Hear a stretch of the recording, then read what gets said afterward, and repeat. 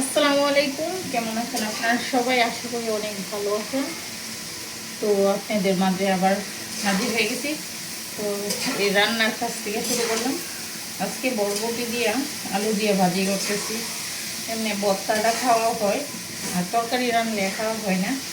আর ঘরে মাছও নাই, তো বাজারে যাওয়া হয়েছে না, সকালে মাছ নিয়ে আসছে না। এখন মাছটা কম আসে, ঈদের পর কমে আসে। তো ভাজি করতেছি। আর কি করবো, মিষ্টি কুমড়া রাখছি, ছোট্ট একটা মিষ্টি কুমড়া রাখছি, এটা পাক করবো। মিষ্টি কুমড়া আমার ছেলে খেতেছে না, আবার আমার শাশুড়িও খেতেছে না। হ্যাঁ, তো এই জন্য তো আমার ঘরটা অনেক এলোমেলো হয়ে গেছে। ঘরটা ওই মনটা ভালো না, বলছিলাম যাতে এই জন্য ঘরও কোনো কাজ টাজ করি না। হ্যাঁ, তো ইনশাল্লাহ আজকে গুছানো আর আপনাদের সাথে আড্ডা দিব। যাই হোক, যেটা বলছিলাম, প্রবাসী স্বামীরা যেরকম কষ্ট করে বউরা সেরকম কষ্ট করে, বুঝছেন?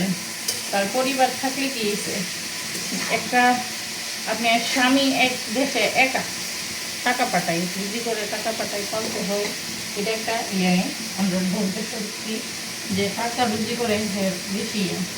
আর যে ধার বা এখন মনে করেন আপনি পুরো দায়িত্বটা নিছেন, এর কিন্তু আরও বেশি টেনশন থাকে। পরিবারটা গুছাইয়া রাখা, হ্যাঁ, টেক কেয়ার করা, তার কাছে আবার হিসাব নিকাশ দেওয়া, এটা কিন্তু অনেক টেনশন। তো ওই হিসাবেই ঝামেলা থাকে বেশিরভাগ।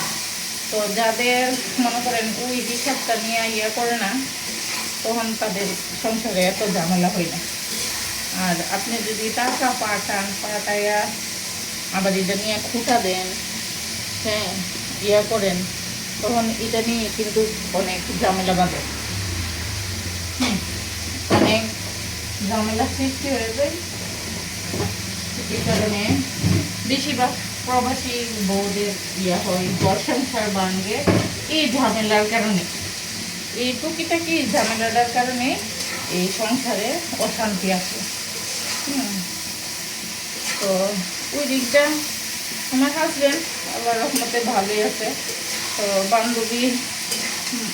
বান্ধবী আর বলবো না, যে গল্পটা বলতে হাজব্যান্ড অনেক কঠোর, সেজন্য বলতেছি। তো ইনশাল্লাহ আসবে, সামনে আসবে, যেহেতু করতেছি, তো দেখি কোনো হেল্প করতে পারি কিনা আমার তরফ থেকে। যদি হেল্প করতে পারি তাইলে আপনাদের মাঝে নিয়ে আসবো।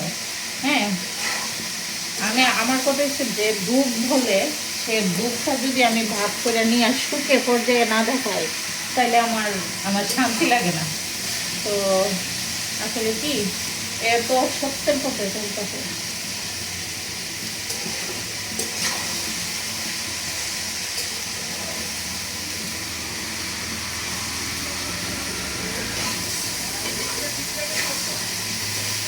তো সত্য কথা কি, এত সত্যের পথে চলতেছে, অবশ্যই জয় হবে।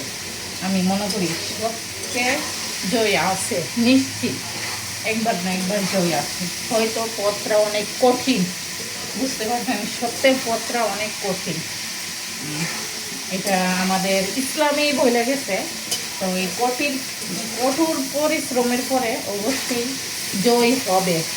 দীর্ঘ বিশ্বাস, হ্যাঁ, দীর্ঘ বিশ্বাস কি, ইমান বলছে। ইমান আর আমল হচ্ছে একটা জিনিস। আমলটা দিয়ে ইমান হয়। আপনি যদি আমল ভালো করেন তাহলে আপনি ইমানের পরিচয় হবে, আর আমল যদি ভালো না করেন তাহলে ইমানের পরিচয় হবে না। তো এটাই। আর আমি তো সেরকম বুঝিও না, বলতেও পারি না। হ্যাঁ, ইসলাম সম্বন্ধে, ইসলামের যদি পড়তাম তাহলে ইসলাম সম্বন্ধে জানা হতো। ইসলাম সম্বন্ধে আমার অল্প তো জ্ঞান নিয়ে চর্চা করা ভালো না, অল্প জ্ঞানে চর্চা করা ভালো না। তো এই জন্য বলতেছি। তো এই তো, যদি আমার ব্লগগুলো ভালো লাগে থাকে, অবশ্যই আপনারা উপরে জাহাজ যাইতেছে, কমেন্ট করবেন, সাবস্ক্রাইব করবেন এমএসটি তানিয়া ব্লগ। তো আপনাদের পাশে আসছি, আর আমি ওই দুঃখিনী বোনটার সাহায্য করতে পারি কিনা আপনারা সবাই দোয়া করবেন।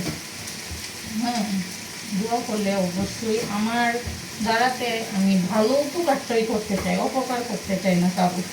হ্যাঁ, হয়তো বা ভুল ত্রুটি থাকতে পারে, একটু ভুল ত্রুটি থাকতে পারে।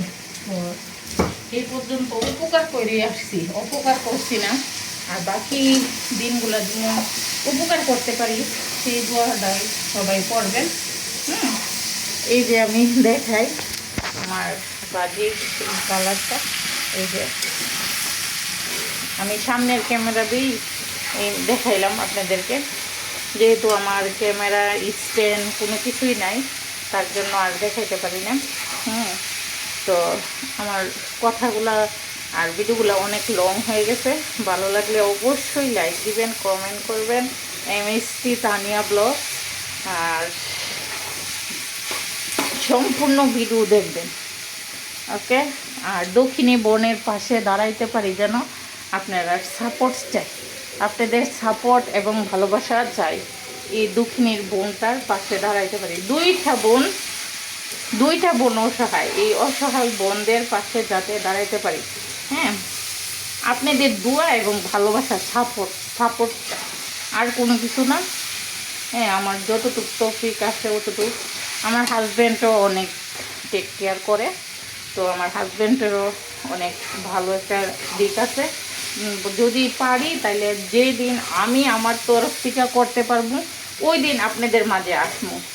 আর আমার এই দুঃখিনী বোনগুলোও বলছে আসবে। ওকে, আল্লাহ হাফেজ, ভালো থাকবেন এই পর্যন্তই।